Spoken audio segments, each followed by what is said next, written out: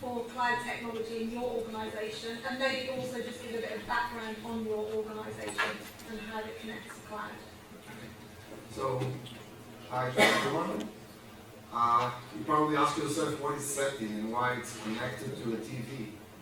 So, as was mentioned before, SETI is an infrastructure company owned by the PPF group. It's the same group who owns the CME, owns many other brands in Europe, like the O2 brand in Czech Republic and 4 other telcos.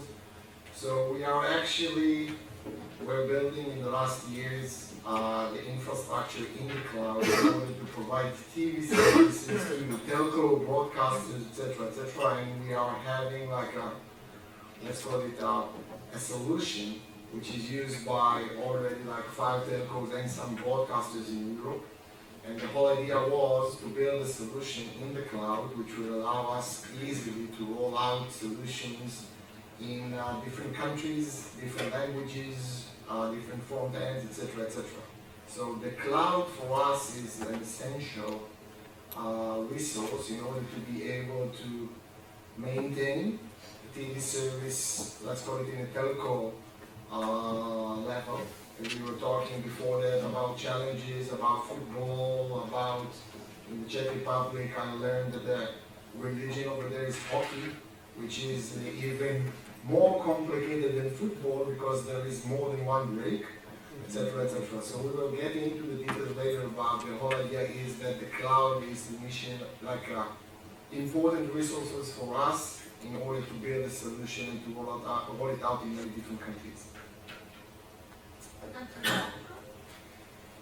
Yeah, so maybe a few words on ORS, Austrian Broadcasting Services. So we are the terrestrial network operator in Austria, but we also provide services, streaming services out of Austria. You know, for example, we provide CDN services to WDR in Germany, and we embrace cloud for that.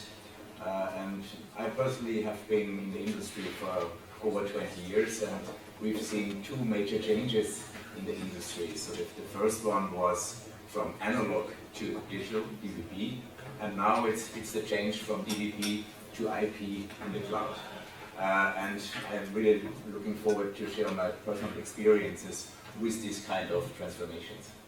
And so then, just to ask you specifically, can you give us an example of cloud in your organisation and for others? Obviously, we, as media in general, is late to the cloud, right? But now things are changing rapidly. And to give an example, in ORS, we started always on-premise. And then we started to use the benefits of the cloud. So we moved certain applications to the cloud, we moved workflows to the cloud, and we used it for CDN, for content delivery. And so this made us more comfortable using the cloud. And just last year we acquired a cloud-native company in Poland called Insys Video Technologies, and they are experts in streaming from the cloud. And together with Insys Video Technology, we, so to say, blend our know-how, our broadcasting know-how with their streaming know-how, and develop own cloud services like Cloud DRM or Cloud Video Kit, which simplifies media in the cloud. Mm-hmm. And you touched there on how the cloud was assisting with the content delivery, and I know that really this is an area where you're really an expert in. And can you maybe explain to us a bit about how the cloud is helping with not only content delivery, but really enhancing the entire distribution capabilities and experience? I would just add on top of what Han just mentioned. I think it's about speed. So today you can launch a streaming service within a few months. Utilizing already existing resources, you don't need to develop almost anything from scratch. And I would say cost efficiency, because now you do not need to have your infrastructure ready for handling all peaks of traffic, high demand. You just can leverage the scalability of the cloud resources, scaling up if there's a need, scaling down if there's not a need. So that will bring significant cost savings and efficiency in terms of using resources. And how do you see with the cost efficiency, for example? and the speed that it can come. What kind of a difference is that making versus the old world where everything was on site, it was on premise? What kind of a difference is that making to So I can give you a quick example, right? So for example, today it's very typical to rely on multi-CDN environment, right? And we have different CDNs with different capabilities, also different costs. And today we see some of our customers, for example, choosing a multi-CDN strategy where they are optimizing towards getting the best trade-off between quality and cost. So what do I mean for that? By that, for example, let's say I'm streaming a video for a mobile device. I do not need to ensure 4K, right? So even if I have the best CDN in place, it's likely to be the most expensive. But for this specific user device, I don't need to ensure 4K. I can rely on 720p. And in that case, many of the lower cost CDNs, for example, are able to provide that quality. And so that will ensure you, again, an optimization in terms of what you want to achieve in terms of user experience, while keeping your budget within what you want it to be. Yeah, I would like to add, like, in terms of like cost optimization in the cloud, there are like two big differences between the CDN and the rest of the things. The backend solution, which exists in the TV, different solution, is the one who can easily scale. I can tell that, for example, the scaling that we are using during the day is completely different than the scale that we are using during the peak time. And if we will go back just 3 days back to the World Championship in hockey, which happened in Czech Republic, when we are having O2 in Czech Republic, which is more than 1 million customers running there. Just like the day before, or 2 hours before as we did, we just increased and scale up the backend in 400%. This is something that, because again, it was the biggest event ever in the Czech Republic, you don't want to fail over there, you are willing to pay extra for a few hours for cloud resources, and this is something that you can do when you are having a backend or a cloud solution with a backend in the cloud. In terms of CDNs, if you are big enough, you are not doing it in the cloud. And this is, there is like an ongoing discussions, the guys from AWS and Akamai and all the rest trying to debate. The fact is that all the bigger and the biggest solutions does not have CDNs in the cloud because of still cost efficiency. There is ongoing discussion that the costs are dropping, but still, if you are big enough, it makes sense for you to have an on-prem solution with a CDN selector that just if something bad happens, or if you have once in a lifetime like such a big event, you can offload the extra to those, let's call it public CDNs provider. So cost efficiency, we are doing everything in the cloud. CDNs are like resides in the countries. So we have in Serbia and Slovakia and Hungary and Bulgaria and Czech Republic, etc., tons of servers. And you know, we just need to look back and to see what the big guys are doing. So Netflix having their own CDNs, Disney are building their own CDNs. So in CDNs, everyone are building it on-prem. And is that the same for you? I have a slightly different take on that. I agree that for large-scale events, you need your on-premise infrastructure to have quality of service and manage costs. So that's extremely important, and we do that for our parent company, for Austrian Public Service Broadcasting. Think of the Eurovision Song Contest. For these kind of events with millions of viewers, you have to have this on-prem. But still, for the top peak, we combine the on-premise infrastructure with offloading to the cloud. And the combination, this hybrid approach, I think, or we think, is the best way to go forward.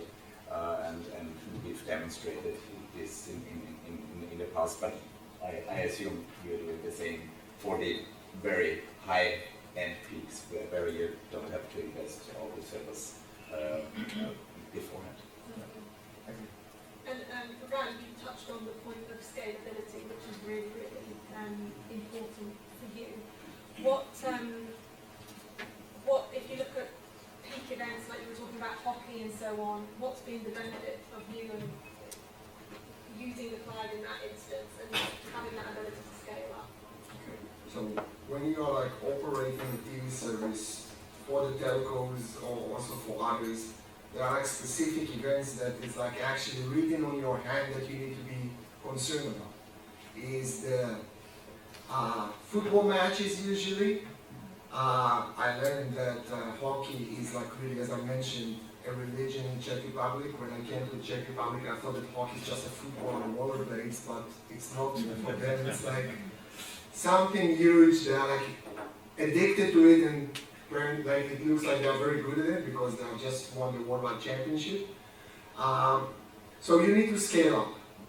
And this is something that you cannot do when you are on-prem, that suddenly you need to grow up massively in a short term and for a short term, okay? Like in the cloud, you can just like, I will give you another example, okay? We have increased the solution beforehand, and while managing the solution and everyone online checking that everything is okay, in hockey there are 2 breaks, then suddenly someone's saying, oh, you know what? If we are going to overtime, we might be screwed because we are going down in 30 minutes back to the original scaling. So we have to extend it. Those kind of things that you can just do when you are having an on-prem solution, a cloud solution. When you are like on-prem, you cannot do it and you cannot handle those things. And in OTT and in TV, they are like, as was explained by my colleagues before, there are too many things that you cannot control, okay? You can have an amazing on-prem solution. During football match, one of the ISPs is going down. What customers are doing? Zapping. What the zapping is doing? Killing the backend. What happened when it's killing the backend? People are not getting responses and they are zapping more and more and more. And then they are doing the worst thing that can happen, they are restarting their set-top boxes and their devices. If you have on-prem solution, you're screwed. You need to wake up the day after and explain to your CEO why you had a blackout for the whole evening.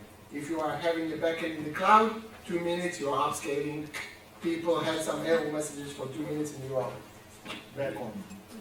But this is, at least I believe, this is a fundamental difference with the OTT or streaming from the cloud, which is in traditional IPTV, you expect a flawless experience, right? Because you control all elements of the equation.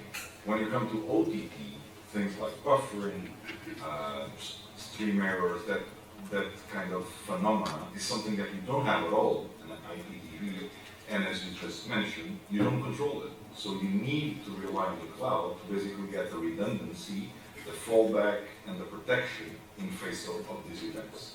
And this is precisely with CDN, with backend, with everything. The more you are flexible and the less you are locked to a single vendor, more likely your end user, even if one of your vendors or one of the ISPs or I don't know, something in the equation fails, your end users are more likely to not experience that. And that's at the same time the challenge and the beauty of the cloud, because it gives you the flexibility to overcome everything that's happening at that point in time. And Michael, you talked about this having a slightly different view on the on-premises versus cloud. Where have you seen the benefits of both in your business?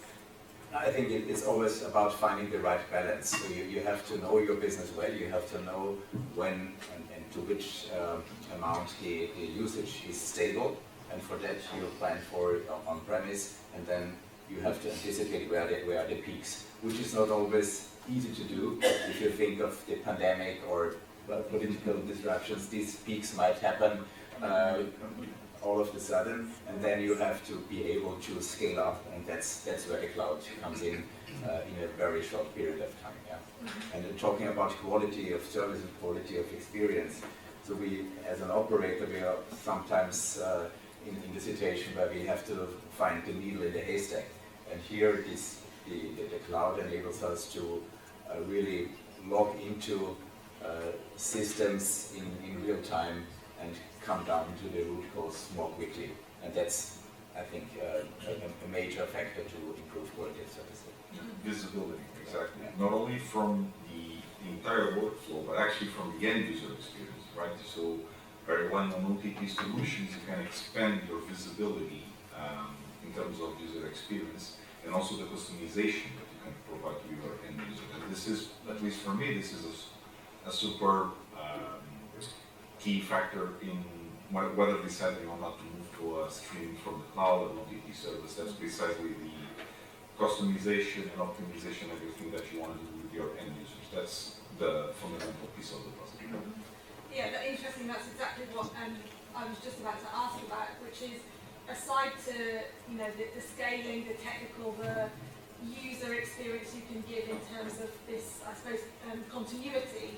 But what are the other advantages, such as having access to the data? I think we heard from this morning's panel. We know that data is such an important part of the way that we are going to shape and deliver the services for video in the today and in the future. So what does that really enable us to do that we haven't been able to do before with the cloud?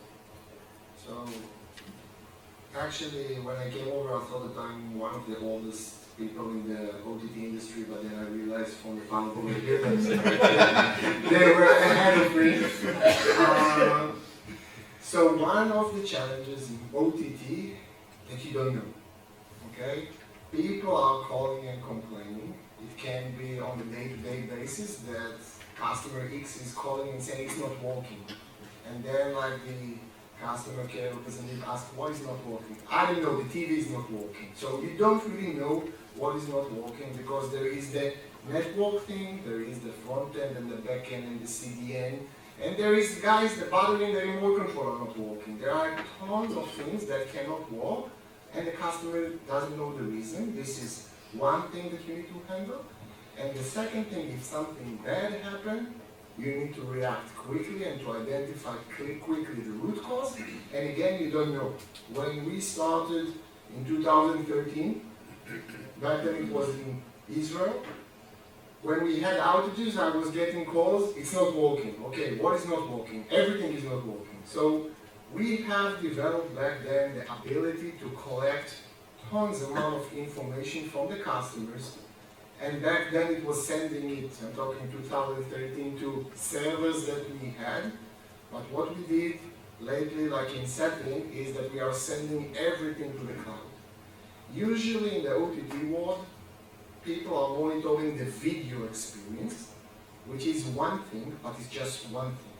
Because one of the things that most of the others are not monitoring is the user experience, okay? How long it takes to open an EPG, how long it takes to open the application, and what are the error messages that the user is getting when he's using the application, including his connectivity to the Wi-Fi. So we have developed the ability to send almost everything that the user is doing to the cloud, and we are analyzing it in the cloud using also the buzzwords AI technology. But this is actually allows our customer service representative to know exactly what is your problem before you are calling them, and A, to be proactive, and B, if you are already calling and we were not proactive enough, to know exactly what is not working. For example, and this I think will allow everyone to understand. People are calling and saying that it is not working, then probably you need to send a technician, which costs money, 2 or 3 days that the customer does not have a good TV and is moving to the others. In the OTT world, it's really easy. So since we are collecting the data, a use case can be, we see that you have problem with the Wi-Fi. How do you see that? Because your set-top box is connected over LAN, everything is working fluently, you don't have any error messages. On the LG TV, on probably the other room, you are having problem with the connectivity because we see that you are connected over Wi-Fi, and we see that you are running version X, and all the other customers does not have a problem, so we don't have a problem with the backend, front end, etc. We will send you a technician, and let's also send you a Wi-Fi connection. Sorry, a Wi-Fi router, a better one, or a mesh. This can happen just if you are sending tons amount of information to the cloud and analyzing it on the cloud. Otherwise, you cannot do it with on-prem solution when you are running millions of customers. So the user experience and the data that we are collecting in order to help our customers and to be proactive, this is something that can be done just with cloud. And Michael, from your point of view, what have you seen in terms of the data, the analytics and so on that you can get and that are then driving a better user experience? I mean, we have a vast amount of data available to us, so all the touch points with our customers generate data. But in the past it was up to the data scientists to really get the essence out of it, and that's just not enough. We have to democratize data and bring the data to all the employees, and they should be able to use them. And I'm really looking forward to new application in this field, so like the AWS Q, where you will be able to harvest the data important for your day-to-day work just with prompting without any data knowledge at all. And that's, I think, the real transformation which we have to achieve, because it's a people business, and if not everyone is involved, then the culture won't change and then we stay stuck. Yeah, I think that's something that seems to be a strong theme today.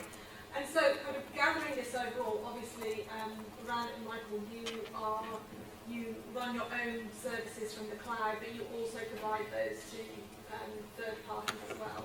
And how do you,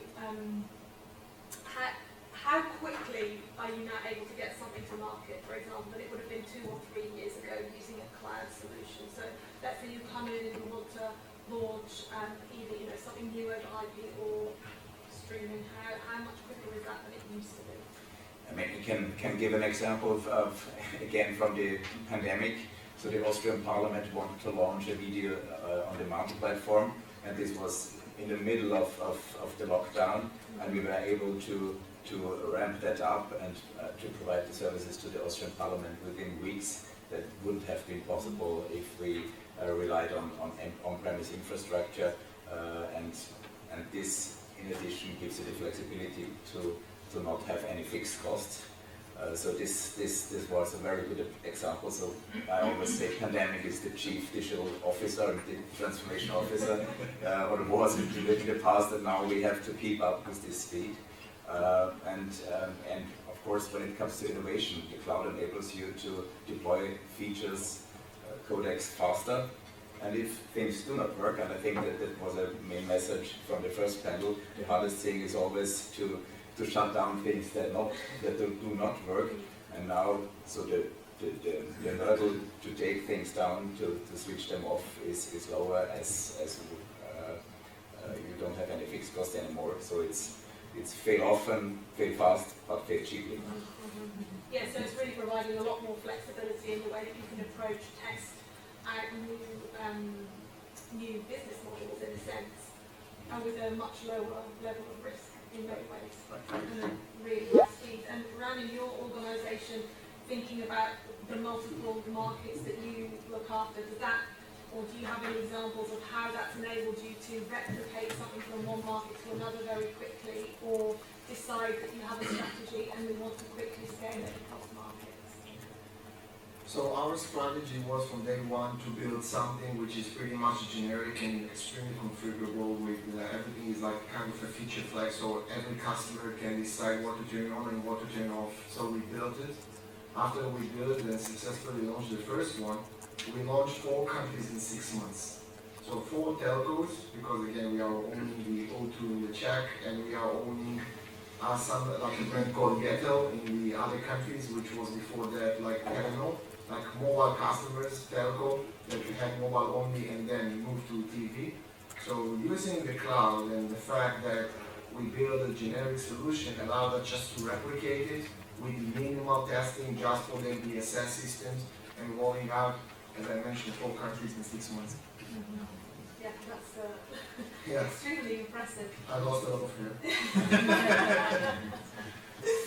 And then with the cloud, obviously, I guess that there are security questions or concerns about how you keep that a very, very secure environment when you're dealing with all of the user data, obviously all of the rights of the content and so on that you have. So how do you ensure that that meets the compliance needs that you have, Rui? I think if you rely on the majority of the solutions that you have today for streaming from the cloud, I think they are already in place. You just need to follow what is the standards, what are the recommendations, like tokenized access, DRMs if necessary, watermarking for privacy tracking. I think I understand where that comes from, that concern, but I think today the market is at a point where obviously the fight between piracy and the content owners will always be there, but the market is already at the point where the solutions you have in place are good enough for you to manage and secure your property. So I would just say make sure that you follow what are the recommendations, make sure that your vendors are compliant with all the standards that you have today, and keep track of the new technologies and new sources of attacks. That's it. Like, I don't think it's rocket science. Like maybe 5 years ago that would be a bit different, but today it's very simple. And in particular, if you rely on leading edge CDNs, again, they will allow you to basically shield off everything that you have from your backend and just expose the CDN. And the CDN job is precisely to secure your assets in terms of distribution. And so that tremendously decreases the surface of attack. And so you just rely on these vendors that it's all they do, right? So the leading CDN vendors, that's all they care about is about the security and of course the scale. I think that's a very good point, because if you're responsible for your own infrastructure, you have to have your own processes and people and policies. Whereas if you rely on the hyperscalers, they have everything in place, and most likely you will learn from them and use it for your on-premise infrastructure. Yeah, and they are exposed to such a wider range of attacks that you, if you will own your own infra, will only be exposed to a very small fraction of that. So that means you don't have the knowledge to actually be prepared for other type of attacks. So, absolutely. It's a muscle you have to train. Yeah, exactly. Resilience, yeah. Here we need to differentiate between content protection to user data. In terms of content protection, yeah, we're talking about CDN. I completely agree, despite of the fact that most of the privacy, etc., are not coming from someone attacking the CDN, but someone is able to hack his own set-top box or find something in AliExpress which allows me to use the HDMI and send it back. This is, I might assume, one challenge. The second one is like how we protect the user data that resides in the cloud. And for that, tons amount of processes that you just need to follow, make sure that let's call it the name of the customer and stuff which are related to the customer itself are not stored in the cloud. And this actually allows you to put everything in the cloud without any problem, because there is like a, let's call it an identifier which says nothing, and just on-prem you can do the match between the identifier and the name of the customer. So by that you are not exposed. And the EU and all the hyperscalers having all the procedures, and they know how to prevent it, so it's okay. So from your point of view, you don't see an advantage of one versus the other in terms of a cloud or an on-premise version for the security? In the past, people used to do the, let's call it correlation between cloud and vulnerability in terms of privacy, etc. But since you are not storing personal data with names and everything in the cloud, so it's okay. And is that the same thing? Yes. Okay. We even have our complete business support system with all the customer data in the cloud. So even would go to the next step. So you're more confident with that, essentially. Yeah. Okay. And then kind of looking overall, it sounds like the cloud is fantastic as a solution. But what are the, I don't know, are there challenges when you look at, I guess for both of you, you're managing what is an on-premises or let's say legacy infrastructure, and you then also have services that are in the cloud. So what are the challenges, if any, of combining that model of business? and migrating essentially? Yeah, that's, I mean, if you have an IT department, then they did things to their best knowledge for a long time, and now they have to change. And moving to the cloud means change. It means that experts have to adopt new methods, and human beings do not like change so much in general. And so I think the human factor really is the biggest hurdle which we have to overcome, and we have to make sure that everyone really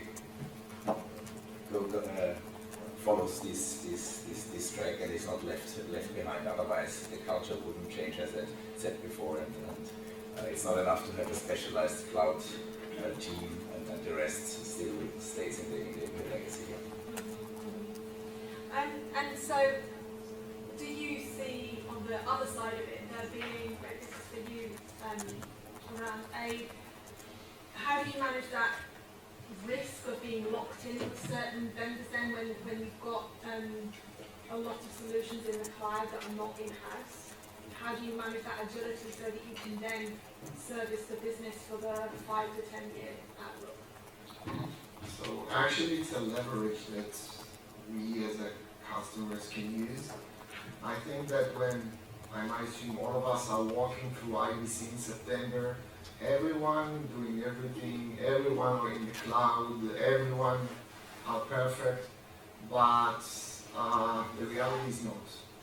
Meaning, and we're talking about migration, the fact that someone having a TV service and would like to move it to the cloud, and by that hiring some cloud experts that will migrate his on-prem solution to the cloud and it will work, let me tell you something, it will not. Okay? This is something that everyone thinks that they can do, and the results are that by the end of the day, the big ones spend millions and sometimes a lot more than millions in order, and it's process of 1 to 2 years easily to migrate the TV solution, existing one, to the cloud. B, you will know the problems, not in the lab, not in the load test. You will know that in the football match that something bad happened, and then you will figure it out. So first thing is make sure that you are going with someone who built his system from day one to be in the cloud and not migrated, because otherwise it will not be so good. Second, regarding the locking, I think that one of the good things is that when you are in the cloud, you can easily replace, change, accommodate, and do things faster than you have on-prem, because part of the things with the on-prem is like the vendors having a specific, unique hardware which is adjusted to their software, and then you need to have huge amount of capex investment, so it's not the preferred way. When you are in the cloud, it's really easy to mix and replace vendors, and there is no lock. Even if we are talking about that you are running on AWS, you can easily move to the Google or to Azure, it's not an issue. And really, what do you expect will be new innovations in technology that are going to impact the TV media industry? I think that's the toughest one, right? Because I see many of it. For me, what's really making me curious is to see to what extent will AI and content generation, will AI affect content generation, and how will that affect the way, number one, we consume the content, and number two, the way service providers monetize the content. For me, that's the thing I'm most curious of. Right? There are technology advantages in that. Edge computing is also something that tied to this is super important. The ability to, as you just mentioned, using feature flags to strongly customize the experience to each individual end user.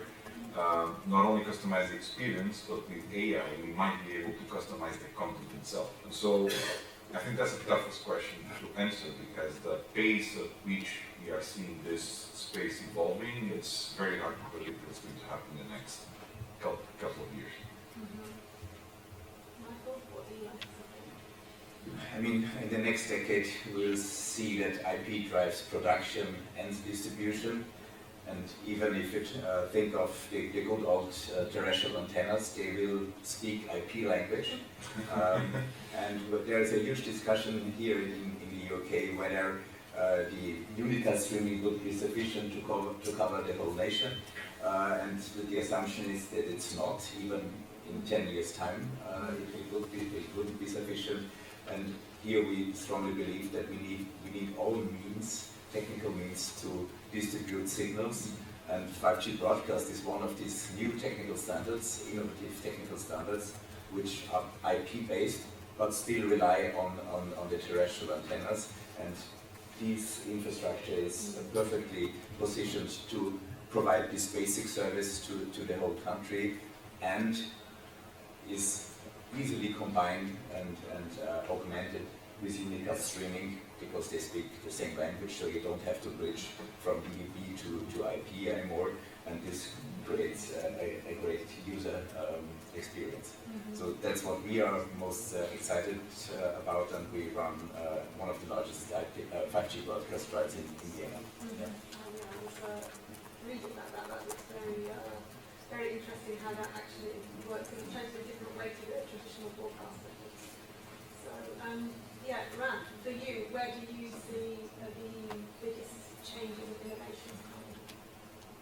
I might assume that I will not talk about innovation. I might assume that the changes that are going to happen is the rise of the smart TVs.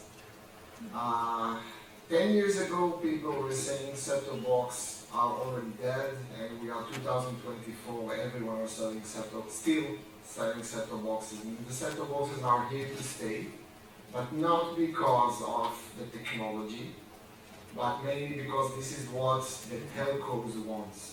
They want it because they can lock the customer. Okay, they can decide what the customer will watch, if he will have Disney or he will have Netflix, and what the remote control staying home will do. Whether or not it will take you to home, which is the telco homepage, or it will take you to the others. What is actually going on is that everyone are fighting who will be the super aggregator, and what the TV manufacturer already realized that they are the strongest one because they are everywhere. Okay, so Hisense going with the Vida, LG, Samsung, all the others running their own, Android TV by Google running on Toshiba, Sony, etc. And they are like actually moving really fast in order to be the super aggregator and in order to control the user experience, to lock down the user and to make sure that the user belongs to them. They are getting a very nice support by the broadcasters who really wants it, because then the broadcasters finally will not be depending on the telcos. So what's going to happen is that more and more and more is moving towards the smart TVs. Now everyone are developing their application for the smart TV, and the customer really like it because they can join and opt out easily from any kind of a service. And with set-top box, it's true that we can guarantee the best user experience, as the previous colleague were saying. On the other end, no one wants to pay. Yeah, super interesting.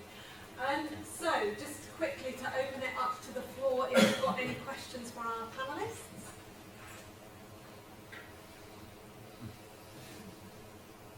Very shy audience today. Oh, here we go. So, I mean, it's obvious from this discussion that there are many upsides for an operator to move to the cloud. What's in there for the consumer? What, besides troubleshooting when it doesn't work, that is quicker, as we explained, what can you offer to the consumer that an on-premise TV setup didn't offer?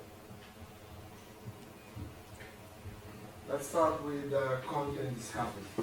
Okay, by the end of the day, I think it's like a really important to explain to everyone. The customer doesn't care about cloud. The customer doesn't like about unbelievable, amazing features in AI. The customer wants to open his TV. The customer wants to make sure the service is fluent and he can easily find what he wants to watch. Okay? Again, it was discussed before that people, including myself, finding themselves even in front of Netflix, looking for something 20 minutes and said, let's go to bed. Okay? So, stability is something that the user is able to get a better service when we are in the cloud. I'm talking about mainly OTT because we are going to OTT, the fully managed service, etc. It's just a matter of time until it will disappear. Everything will be over IP. The fully managed networks are not here to stay for a long time, and OTT is a challenge. And with the cloud, the service is going to be stable. This is more stable than on-prem. This is one thing. And the second is the content discovery. The fact that we can collect the information and, for example, to tell you what what the other customers are watching now. Okay, what is the most watched series or episode or whatever at this moment? In large scale, you can do it just in the cloud. So many things which are related to content discovery and AI can be done in the cloud. Other than that, the user doesn't really care if you are in the cloud or not. It's like more about efficiency and cost saving and making sure that the service is up and running. Thank you. Okay, well, thank you very much to my panelists, Ruby, Leanne and Michael. Thank you to the audience for your attention and participation.